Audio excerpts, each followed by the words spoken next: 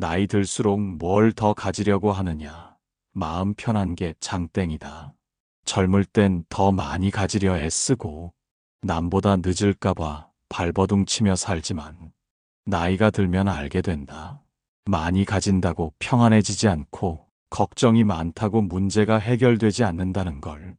사람들은 나이가 들수록 더 단단해질 거라 생각하지만 실상은 마음이 더 약해진다. 자식 걱정, 건강 걱정, 돈 걱정, 외로움 걱정. 한 가지 걱정이 지나가면 또 다른 걱정이 찾아와. 하루가 마음의 무게로 가득 차게 된다. 그때 문득 깨닫는다. 살아남는다는 건 이겨내는 것이 아니라 덜 짊어지고 덜 쥐는 법을 배우는 일이라는 것을. 오늘 제자는 부처님 앞에 엎드려 물었다. 부처님, 나이 들어도 마음은 왜 이렇게 불안합니까? 갖고 싶은 욕심은 줄지 않고 비워야 한다는 말이 머리에선 알겠는데 가슴이 놓아주질 않습니다. 부처님은 잠시 눈을 감고 제자의 불안한 마음이 가라앉기를 기다리셨다. 그리고 천천히 말씀하셨다. 이제 그대가 덜 갖고 덜 걱정하는 법을 배워야 할 때라네. 제자는 부처님 앞에 조심스레 입을 열었다. 부처님, 저는 평생 일하며 모은 재산도 있고 남부럽지 않게 살아왔습니다. 그런데 이상하게도 가진 것이 늘어날수록 불안이 커집니다. 혹시 잃을까 두렵고 내 것이 줄어들면 마음이 조급해집니다. 왜 이렇게 되는 걸까요? 가진 게 많으면 마음이 든든해야 하는데 오히려 더 가난해진 기분입니다. 부처님은 한참을 말없이 들으셨다. 그리고 조용히 말씀하셨다. 그대는 지금 가짐을 통해 평안을 찾고 있지만 사실 가짐은 평안을 앗아가는 또 다른 그물일 뿐이네.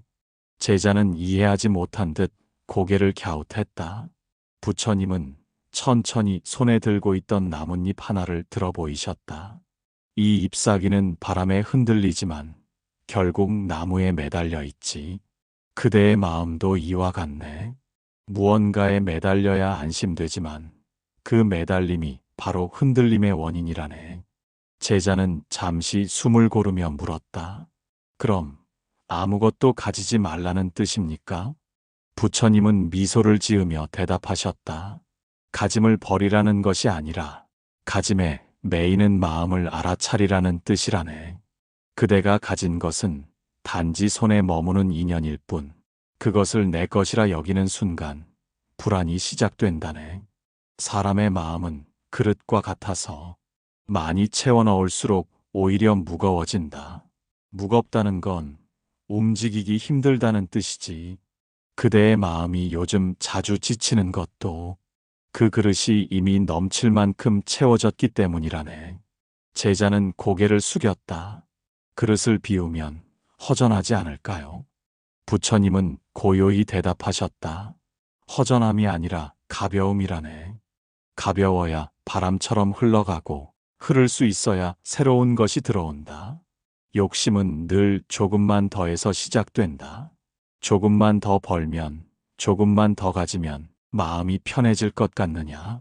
하지만 그 조금만 더라는 말은 끝이 없다.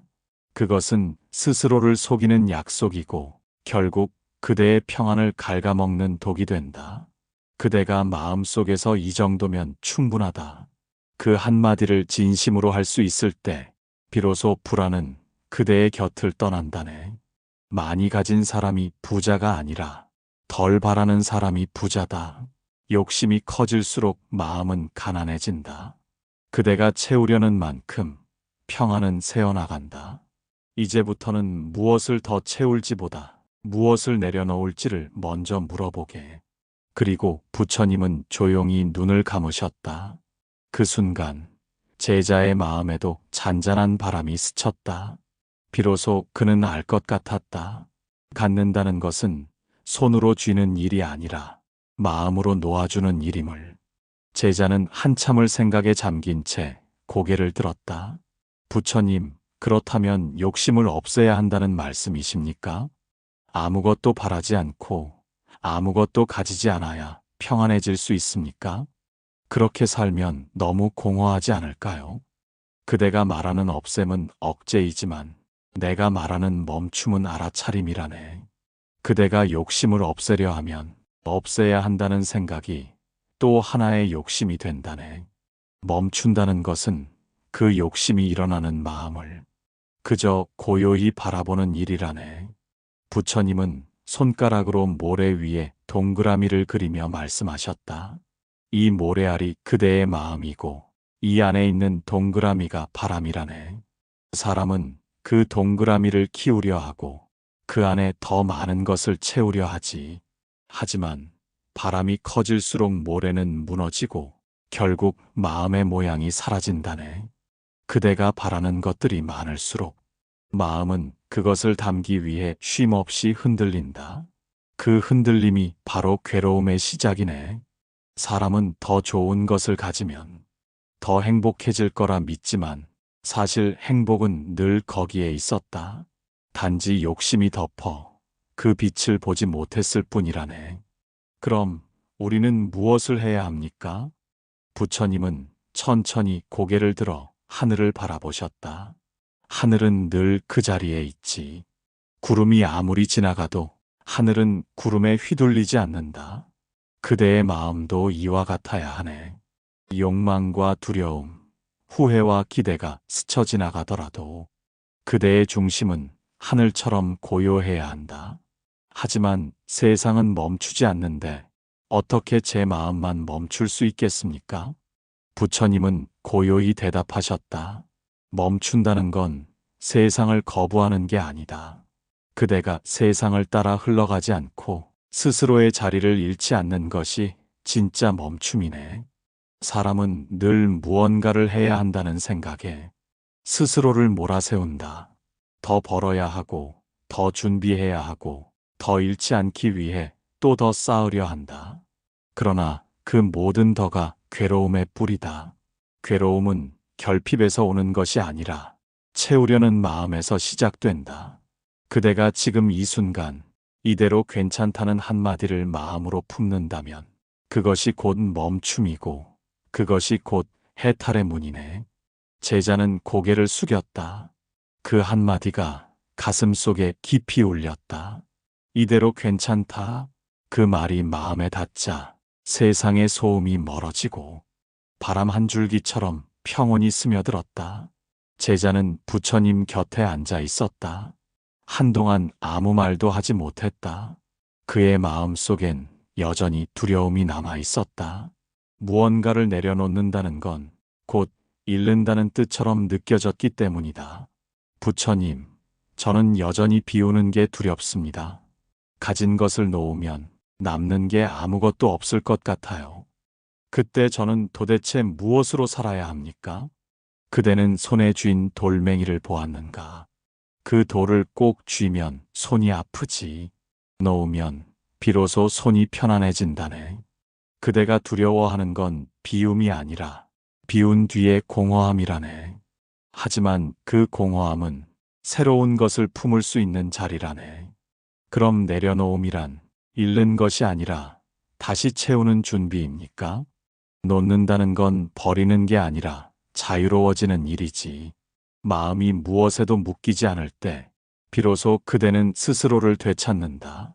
세상은 늘 그대에게 가져야 산다고 말하지만 진실은 반대다. 놓을 줄 아는 사람만이 산다. 제자는 잠시 눈을 감았다. 그때 문득 떠오르는 얼굴들이 있었다. 이미 떠나간 사람들, 잊었다고 생각했던 기억들. 그 모든 것들이 여전히 마음 어딘가를 붙잡고 있었다. 그는 낮게 속삭였다. 부처님, 놓아야 한다는 걸 알면서도 왜 이렇게 어려운 걸까요? 놓는 것은 손의 일이 아니라 마음의 일이기 때문이라네. 손은 쉽게 펴질 수 있지만 마음은 쉽게 열리지 않지. 그러니 서두르지 말게. 비우려 애쓰지 말고 그저 내려놓지 못하는 자신의 마음을 조용히 바라보게. 그 시선이 따뜻해질 때 비움은 자연히 일어난다네. 그대가 사랑했던 것들, 집착했던 것들 모두 그대가 살아있었다는 증거라네. 그것을 미워하지 말고 이제는 다만 감사히 보내주게. 그대가 보내주면 그대도 자유로워진다.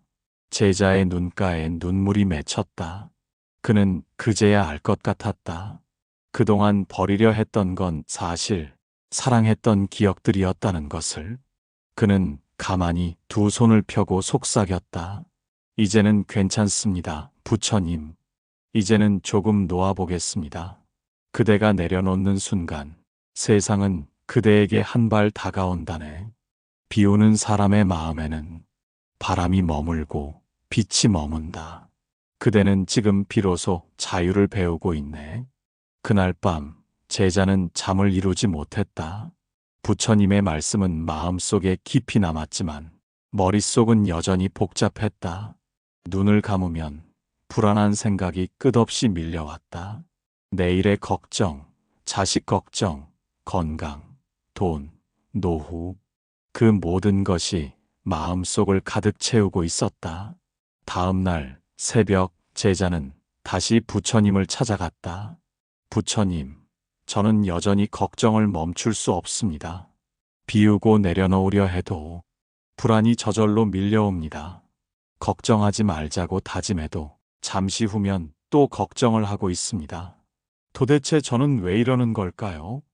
그대가 걱정을 붙잡는 것이 아니라 걱정이 그대를 붙잡고 있기 때문이라네. 걱정은 잡으려는 순간 커지고 바라보는 순간 작아진다. 그러니 걱정을 없애려 하지 말고 그저 걱정을 바라보게. 그대의 마음이 걱정을 알아차릴 때 그 걱정은 힘을 잃는다네.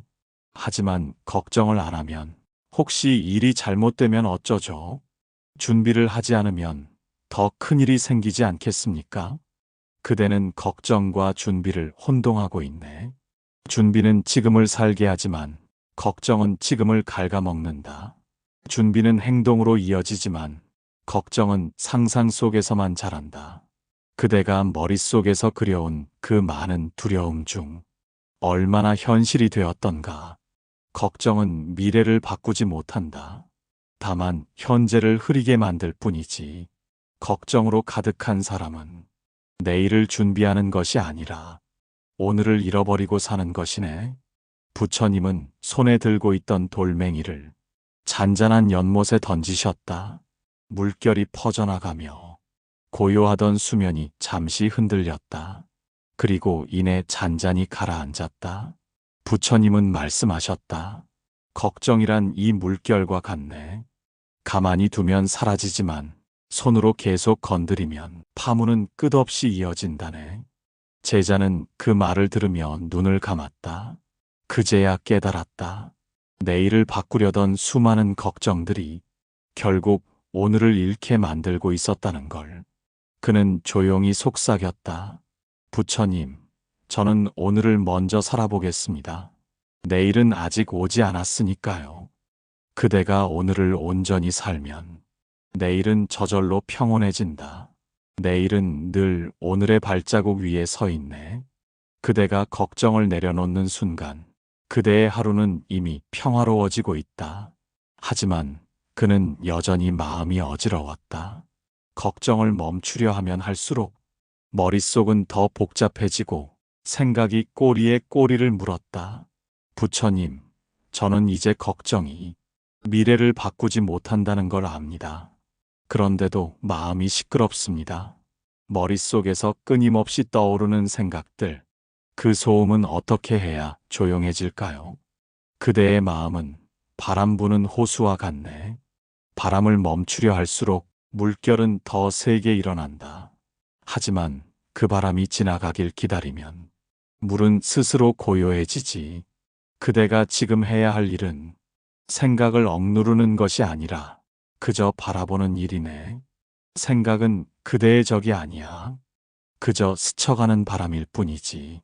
그대가 그 바람을 잡으려 할 때 마음은 요동치고 괴로움이 자라난다네. 그럼 마음을 고요히 한다는 건 아무 생각도 하지 않는다는 뜻입니까?